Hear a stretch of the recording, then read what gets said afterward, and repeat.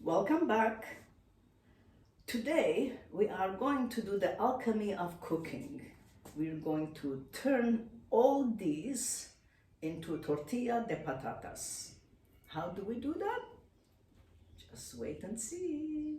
The main ingredients of tortilla de patatas, which you can find in any restaurant or cafeteria in Spain, is tortilla de patatas. The basic ingredients are eggs and potatoes. That's about it. But a lot of people do other things, and I do other things too. So I'm going to use onions, garlic, peppers, some spices. And so we're going to add a bit of color and a bit more taste. Here we are again. So I've chopped everything, and I'll show you what I've done. And I'm heating up the pan where we're going to saute some of this stuff. And now we're going to come closer. Okay, here we are, close up. And we're going to put the onions in there. Oh, nicely sizzling. I love that sound, don't you? And then we're going to put the peppers in here as well. So the onion is almost half a large onion.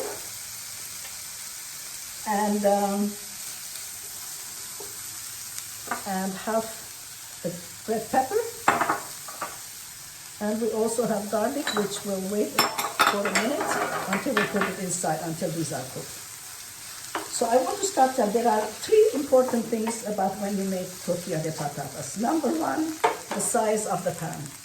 This one is 21 centimeters, which is about 8 to 9 inches in diameter. And the height is about, I don't know, 2-3 inches high. Maybe not even that. And so that's number one, and it has to be, has a coating which is totally amenable to being turned over, and it's not sticky. So definitely non-sticky pan of this size. This is really important. Okay, while this is happening, let's talk about the potatoes. These are 4 medium potatoes, and this is the size of them. I usually, people here fry them. They only argue about whether you should cut them like this, sliced, or in cubes. So that's the discussion. But mostly it's fried, and I try to stay away from fried foods. So I'm boiling the potatoes. You can fry them. It will be a bit more delicious, I assure you. Now let's come to our lovely farm eggs. Okay, so let's start. Okay, egg number 1 looks good.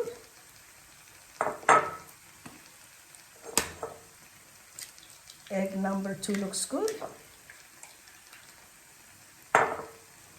Egg number 3, same.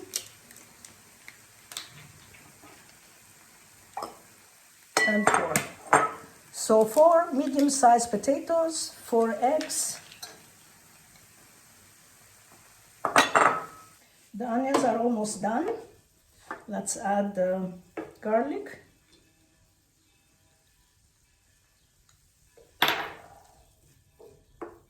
Beat the eggs. And also in the eggs, like as I said, most people put onion, some sort of pepper to give it color, and some people put different, what we call salchichon, which is, like hot dogs and things. They do that as well.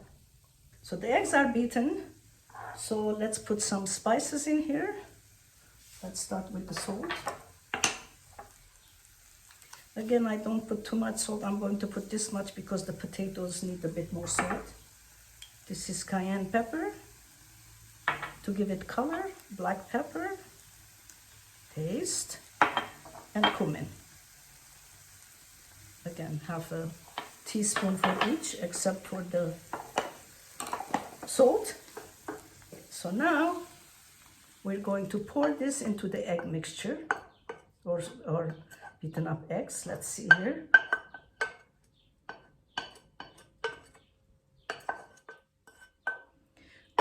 going to add the potatoes here. There we are. To mix the whole thing together. Sometimes you can put more eggs, sometimes you can put like this one. I could have put a bit more potatoes, but it's okay, it's not a problem. So now we're going to heat up the pan again. We're going to add some more olive oil and heat it up.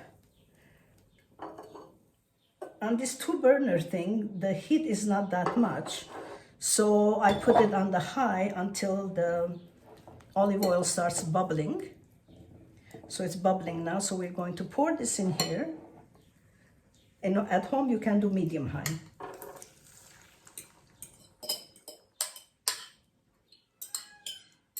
The reason I'm saying the frying pan is really important because of this. When I do it on my regular range, from heat, I immediately put it on kind of simmer, low. But this one, because it doesn't get very hot, so I'm going to put it on medium.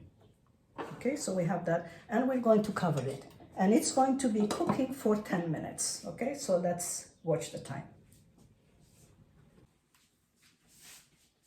All right, we're back. It's been a little over 10 minutes. So we'll see what it looks like here. The top is usually more liquidy, but I can see the sides are done. So let's turn this upside down. Wish me luck. Okay, 1, 2. Let's get this sorted out. And 3. There we are. Doesn't that look gorgeous? Oops. Yeah, it looks wonderful. So let's make sure it doesn't spill everywhere. So what we're going to do, this is gorgeous looking. And we're going to add a bit more olive oil here. And then we're going to turn it upside down in here. So that's working. We'll slide it gently.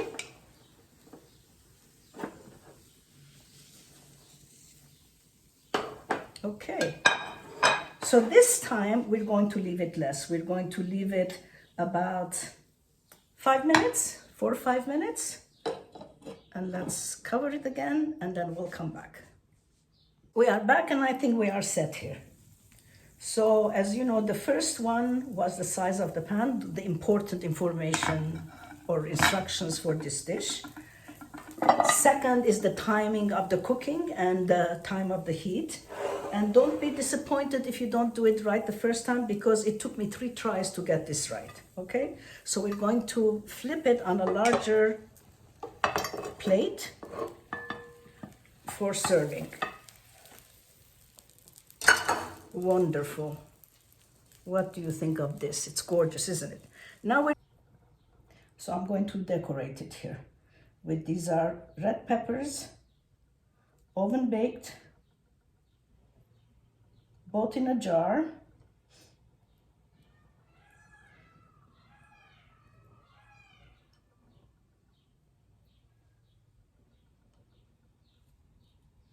Here and here, which is perfect. Maybe this one, we need one more here. Okay, and we'll put the Kalamata olive, and then we'll put all these in here for decoration, so it would look pretty. And we have a third important piece of information here for this cooking. We're going to cover it with a plastic wrap. As you can see, it's misting.